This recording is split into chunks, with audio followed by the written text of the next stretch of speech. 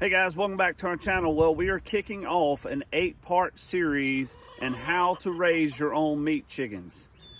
We are getting ready to set up our brooder because our baby chicks arrive this week.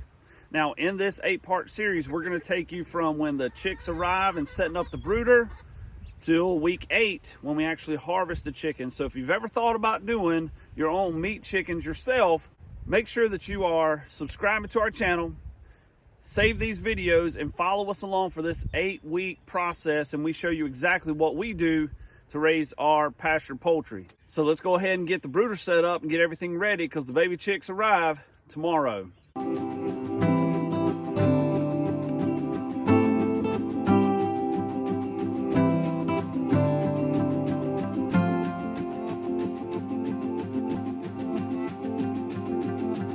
We are pasture poultry farmers. We've done this for quite a few years, and we just recently bought this 23-acre property. We got a building, an 8x16 building that we made specifically just to be a brooder, and we're going to show you how we set that up today. First thing you got to have when you're getting ready to raise your meat chickens is a brooder. Now, it doesn't have to be something as elaborate as what we've got here. It can be a storage container, it can be a cardboard box, just depends on how many chicks you've got. When we first started, the very first batch of chickens we ever did, we just took some plywood and made just a box and put a tarp on the floor, put a bunch of shavings in it, and that was our makeshift brooder, and it worked. It worked great. The next year we upgraded to this, and this is a brooder that I took and kind of upcycled one of our chicken tractors that we were no longer using. We've got the 1/2-inch hardware cloth containing it around it just so no critters get into it. It's not going to be foolproof, but it definitely helps to keep things out, mainly the bigger critters. Now, we use these brooders quite often. We have several batches that we go through. We clean them out really well. We throw in a little bit of First Saturday lime, which is really good, not just for the brooders, but also chicken coops. And we sprinkle it with some diatomaceous earth. And we also use a disinfectant in between each of our batches of meat birds. And we want to start off with some fresh shavings. And we always make sure we either get medium or large flake. The small flake, we have found that sometimes they eat them. So just to be on the safe side.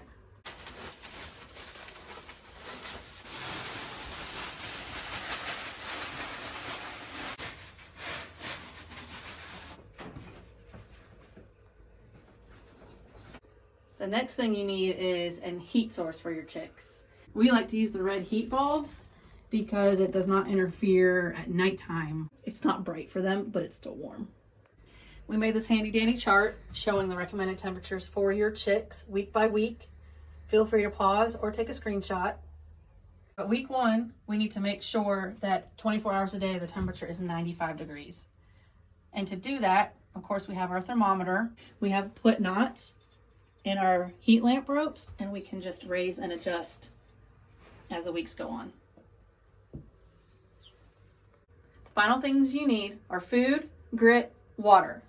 We've got a chick feeder here, and we have our water here. Just like our heat lamp, we have put knots in the rope to adjust and accommodate for your growing chickens. When we first get our chicks, we keep it on the ground because they are itty bitties. We like Nature Crest chicken feed. It is non-GMO, and also it's a starter grower chicken feed.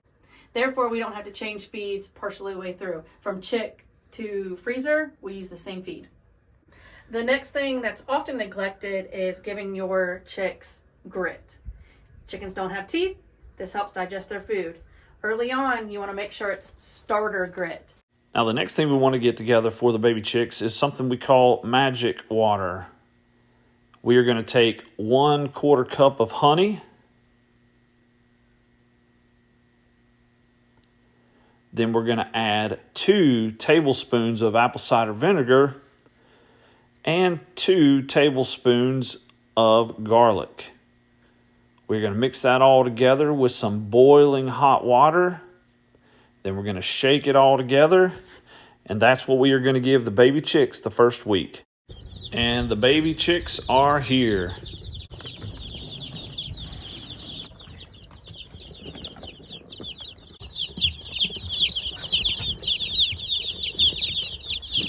Now this next step, Little. we learned from an old farmer who said when you get baby chicks in, just crack you open an egg, mix it up real good, and actually feed it to the baby chicks. And since we've done that, we've not had many issues with the baby chicks, and we feel like it gives them a quick boost of nutrients before we get them in the brooder. But next thing you'll do is you will take each bird and you will dip their beak into the waterers. These birds just went straight to the water. I've never seen a group of birds go to the water like they did. So we didn't have to do it with the whole flock, just a couple, and they figured it out.